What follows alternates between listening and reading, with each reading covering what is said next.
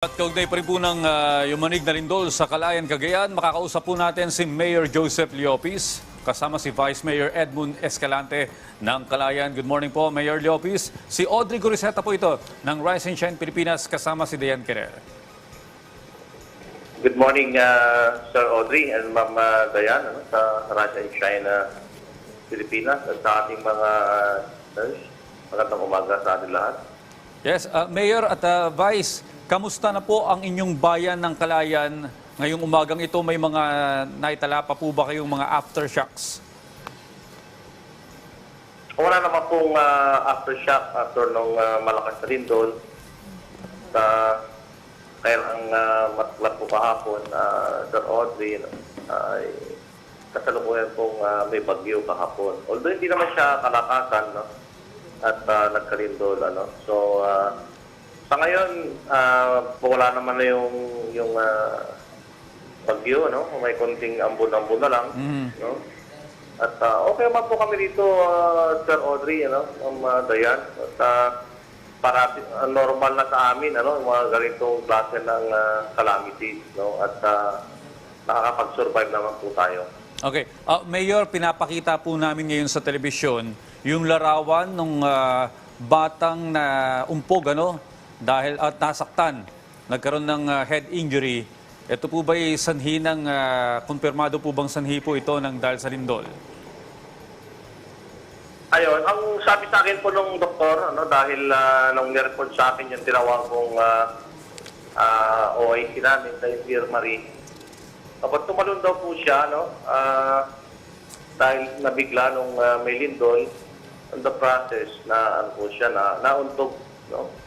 At malig lang naman po yung sugat, kinailangan tahiin, at pinauwi naman po agad yung bata, no? Pero sa akin naman, it's all about the consequence of the earthquake, ano?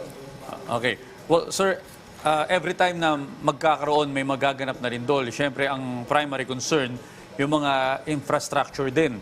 So, nakapag-inspect na po ba ang tauhan ng LGU sa mga infrastruktura o maging sa mga tahanan ng mga residente? Ayun po, na-informa na lahat ng ating mga barangay captains, no, tsaka yung sa LDRMO na mag-ikot. At may wala naman pong significant na mga school buildings natin na nung lindol last month ay lalo pong lumala, no? At anyway, hindi naman na to, even before yung lindol kahapon, hindi na pumapasok yung mga bata doon, ano? Yung 17 to 18 classrooms, no?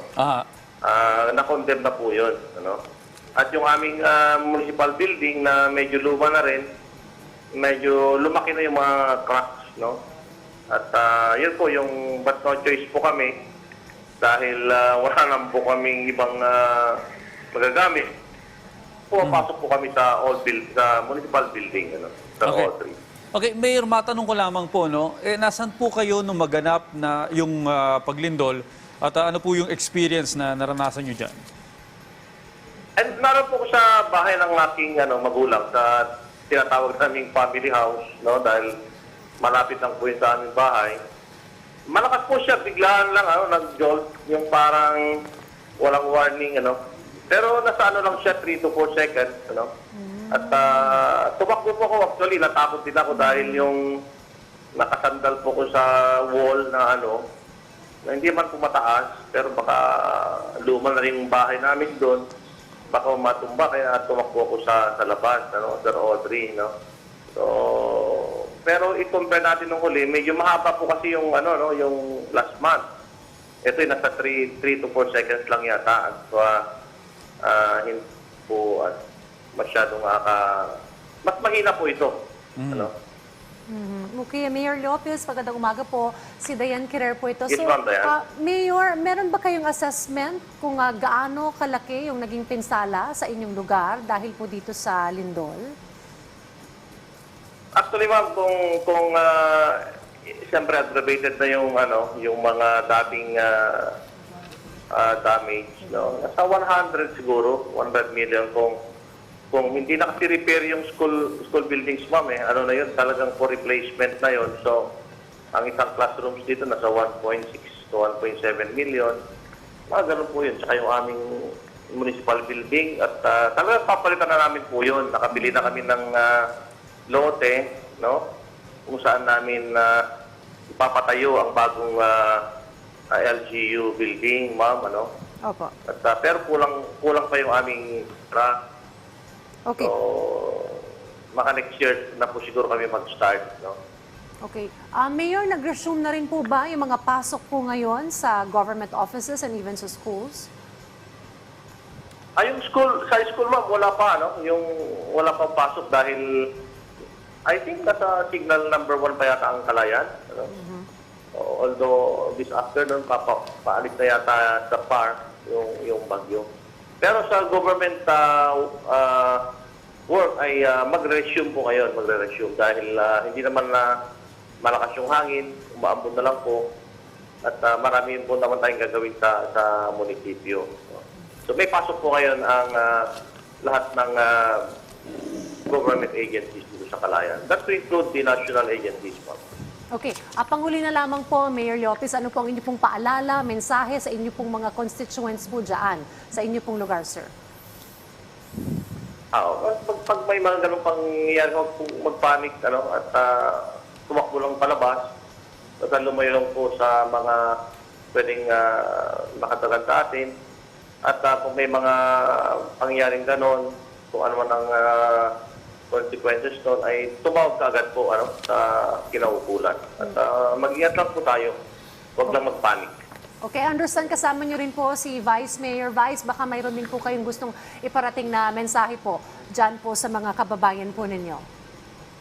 Dito si Vice Mayor, ma'am, at bigyan natin ng konting Okay, Vice Mayor Escalante, go ahead po. Good morning, ma'am.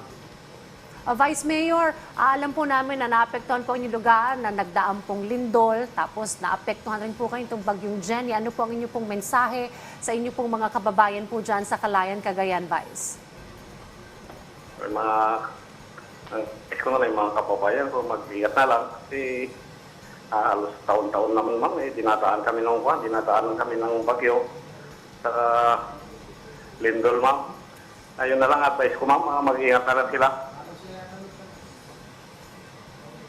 Alright, well on that note, maraming salamat po sa inyong oras. Ito po sa Rise and Shine Pilipinas, Mayor Joseph Leopez at Vice Mayor Edmund Escalante ng Calayan, Cagayan. Salamat po.